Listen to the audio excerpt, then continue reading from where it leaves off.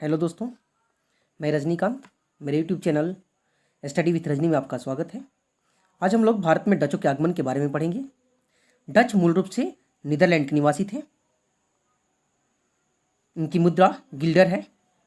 इनकी जो राजधानी है एम्स्टर्डम है। प्रशासनिक राजधानी इनकी द हेग है। 1595 ईस्वी में इन्होंने पहला अभियान पूर्वी देशों के साथ अभियान के लिए निकला था। इसमें जो पहले व्यक्ति थे हाउटमैन थे। हाउटमैन हम लोग इसको कहते हैं, हाउटमैन या हुटमैन भी कहते हैं। इनका जो मूल नाम था कार्नेलिस डेडस्टमान था। कार्नेलिस डेडस्टमान था, ठीक है। तो इनके बारे में थोड़ा सा ध्यान दीजिएगा यहाँ पे कि यहाँ पे जैसे हम लोग बात करते हैं, यहाँ पे जैसे भारत है, यहाँ पे अरबियन कंट्री पार करके गया, यहाँ पे जो है दक्षिण अफ्रीकी देश, अफ्रीकी महादेश पार करके यहाँ पे आपका जो क्षेत्र पड़ता है ये यूरोपियन क्षेत्र पड़ता है। तो यूरोपियन क्षेत्र में जो है, यहाँ यूरोपियन क्षेत्र में यहाँ पे आपका 2 पॉइंट की हम बात करते हैं। यहाँ स्पेन और यहाँ पुर्तगाल हुआ करता था। यहाँ पुर्तगाल और यहाँ स्पेन हुआ करता था। और पुर्तगाल की जो राजधानी लिस्बन थी, लिस्बन से ये लोग व्यापार वाणिज्य करा करते थे। डच जो थे लिस्बन से व्यापार वाणिज्य किया करते थे। लेकिन यहाँ पे लिस्बन पे जो है पुर्तगालियों का जब यहाँ पे स्पेन का जो अधिग्रहण हो जाता है, और इससे पहले भी जो है यहाँ पे बहुत महंगे दामों पे सामान बिकते हैं। तो ये डच जो है पूरे यहाँ से सामान खरीद के, महंगे दामों में भी सामान खरीद के यह पूरे यूरोपियन देशों में बेचा करते थे। क्यों बेचते थे? कि इन्हें पैसे कुछ मिल जाएंगे, पैसे कमा लेंगे। उसके बाद जो है यह जानते थे कि हम इस हिंद महासागरीय क्षेत्र में पुर्तगालियों से हम आगे जा नहीं सकते हैं, तो पुर्तगाली हमें रोक देंगे। इस स्थिति में हमें युद्ध करना पड़ेगा और उसके लिए पैसे चाहिए। तब यहाँ पे हमें ज़रूरत थी कि इन लोगों ने अपने व्यापार को यहाँ से ही विकसित किया। और उसके बाद जब विकसित हो गए तब इन्होंने 1595 में लगभग 100 वर्षों के बाद, पुर्तगालियों के लगभग 100 वर्षों के बाद जो है, मतलब 1498 में पुर्तगाली आए। 1595 में डच जो है भारत की ओर प्रस्थान करते हैं। भारत आने वाला जो पहला डच के रूप में जो देखा जाता है, तो वहीं हाउटमैन ही देखा जाता है, ठीक है। तो हम लोग आगे बात करते हैं। कार्नेलिस डेडस्टमान का पूरा नाम, हाउटमैन का पूरा नाम कार्नेलिस डेडस्टमान था। 1596 ईस्वी में इसने भारत आया। भारत आने वाला है पहला डच था। लेकिन भारत आकर के इसने रुका नहीं। भारत के यहाँ इस साइड में, पूर्वी साइड में जो है ये आपका जावा, सुमात्रा, इंडोनेशिया, बहुत सारे छोटे छोटे जो द्वीप हैं, जिन्हें जो है हम लोग इंडोनेशिया जो है हम लोग मशाला द्वीप के नाम से भी जानते हैं, जकार्ता हो गया।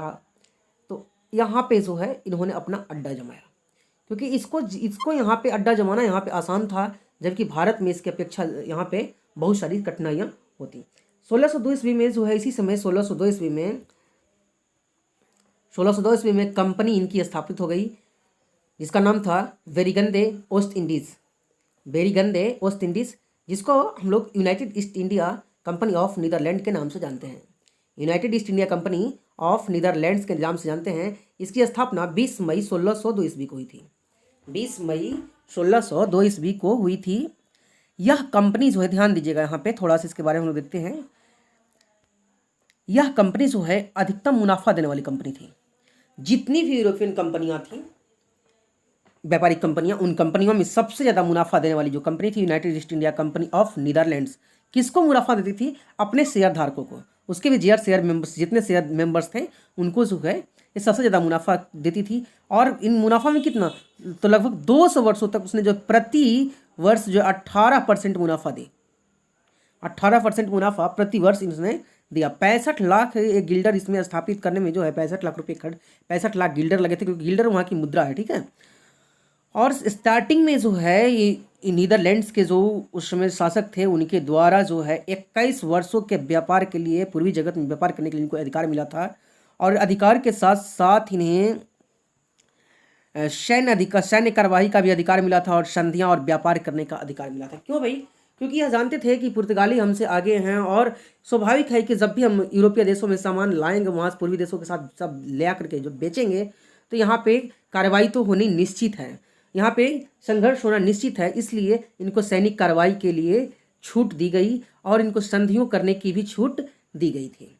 चलिए अब हम लोग बात करते हैं इन्होंने किया क्या। 1602 ईस्वी में इन्होंने इंडोनेशिया के वर्णम जो था एक जगह था, और उस पर इन्होंने कब्जा कर लिया। वर्णम से कब्जा कर लिया। वर्णम जो है पुर्तगालियों के कब्जा में था और पुर्तगालियों को हरा करके 1602 में इसमें इन्होंने कब्जा कर लिया। ये एक वर्णम एक द्वीप हुआ करता था, ठीक है। अब देखिए यहाँ पे इनका जो मुख्य व्यापारिक केंद्र था इंडोनेशिया बनते चला गया। क्यों बना? क्योंकि इससे पहले जो है 1605 ईस्वी में इन्होंने अम्बायना जो है इनकी ये पुर्तगालियों से अम्बायना जीत लिया। अम्बायना भी जो है इंडोनेशिया का एक द्वीप हुआ करता है जिसे मशाला पुंज के नाम से जानते हैं। इंडोनेशिया का एक द्वीप हुआ करता है जिसे मशाला पुंज के नाम से जानते हैं और पुर्तगालियों से इसे भी इन्होंने छीन लिया। और धीरे धीरे करके देखिए अब क्या होता है कि पुर्तगालियों के से इन्होंने जो है उसके बाद 1613 में इन्होंने जकार्ता द्वीप को जीत लिया था। तो इससे पहले कुछ और भी तथ्यों को हम लोग देखें लाइन बाय लाइन। 1605 ईस्वी में इन्होंने मसूलीपट्टनम में अपना अधिकार कर लिया।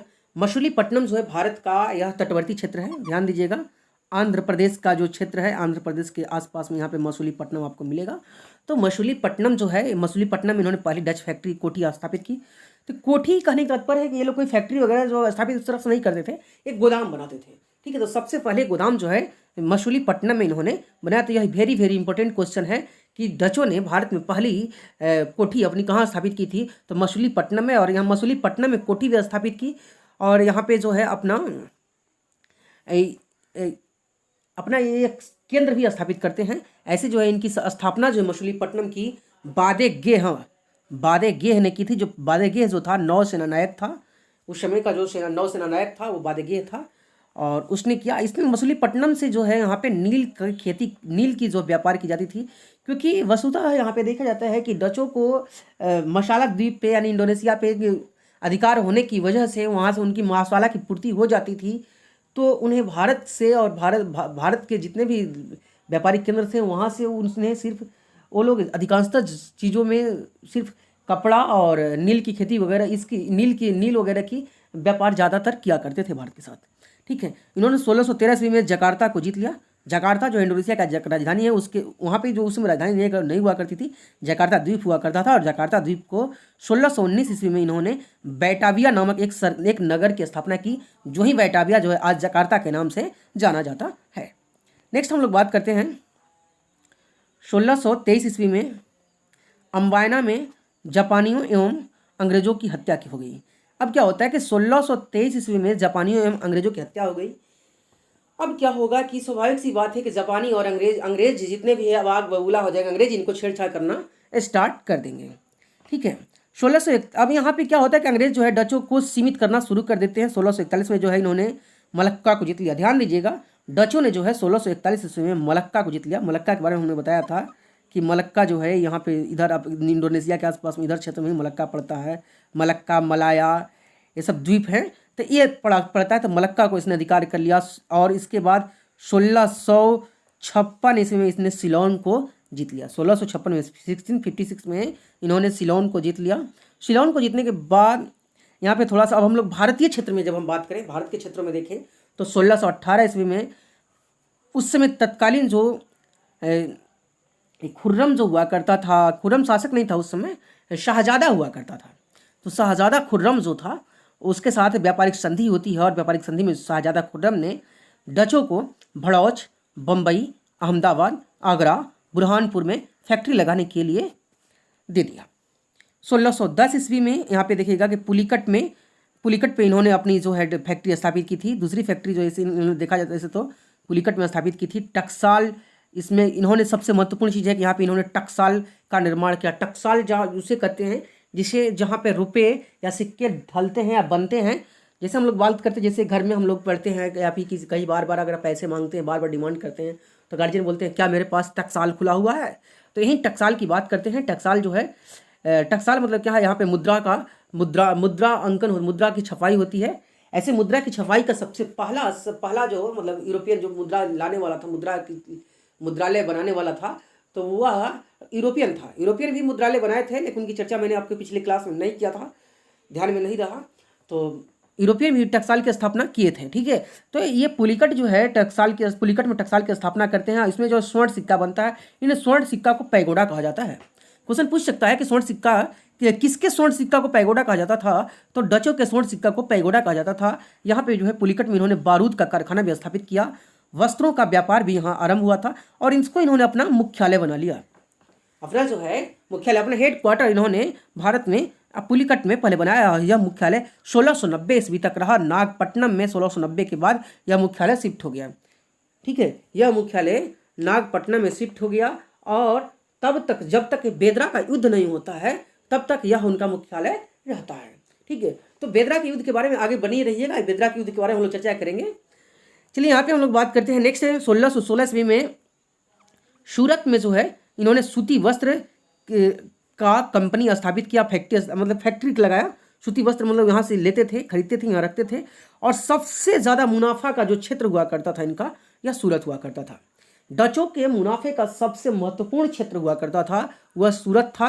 1627 में इसने पिपली बंगाल में जो है पहली फैक्ट्री स्थापित की। तो क्वेश्चन पूछता है आपसे कि डचों ने पहली फैक्ट्री बंगाल में कहाँ स्थापित की थी? तो पिपली में की थी। जैसे कि क्वेश्चन पिछले पूछा हुआ था, पिछले एग्जाम में 2012 या 13 के CHSL के एग्जाम में पूछा हुआ था कि पुर्तगालियों ने बंगाल में अपना पहला फैक्ट्री कहाँ खोली थी। जैसे उन्होंने चिंसुरा में खोला था उसी तरह से यहाँ पे पिपली में इन्होंने खोला था।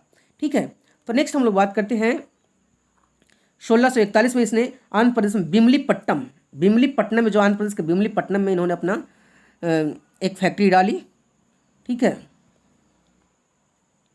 और 1645 में इन्होंने कराईकल, तमिलनाडु में एक जगह है कराईकल के बारे में कभी कभी पूछ देता है कि किस राज्य में स्थित है, तो तमिलनाडु ऑप्शन देता है, तमिलनाडु, केरला, कर्नाटका और तेलंगाना। तो यहाँ पे आप फंस सकते हैं, इसलिए तरह ध्यान दीजिएगा। कराईकल तमिलनाडु में है, यहाँ वस्त्र उत्पादन के लिए जाना जाता है कराईकल। 1653 में इन्होंने चिंसुरा में जो है अपनी स्थापित की और यह क्या है, यह इनकी जो व्यापारी के केंद्र हुआ करता था मेन रूप से, क्योंकि यहाँ पे जो है अब डायरेक्टली दुर्गीकृत किया गया और यहाँ पे डायरेक्टली जो है यह निर्देशित होने लगा डच से, नीदरलैंड से डायरेक्ट यह निर्देशित किया जाने लगा। 1660 ईस्वी में जो है गोलकुंडा में इन्होंने फैक्ट्री स्थापित की। तो ये चिंसुरा जो हुआ करता था बंगाल में महत्वपूर्ण क्षेत्र हुआ करता था। ऐसे जो है इनका व्यापार का महत्वपूर्ण केंद्र हुआ करता था, जिसपे कि इनकी जो कंपनी थी, व्यापारिक company United East India Company of Netherland, वह इंडोनेशिया की राजधानी जकार्ता से जो है यह नियंत्रण करती थी। लेकिन इस पे नियंत्रण जो है, बंगाल का नियंत्रण जो है डायरेक्ट नीदरलैंड से किया जाने लगा था। 1663 में इन्होंने जो है कोचीन को जीत लिया था। 1663 में इन्होंने कोचीन को जीत लिया। नेक्स्ट हम लोग बात करते हैं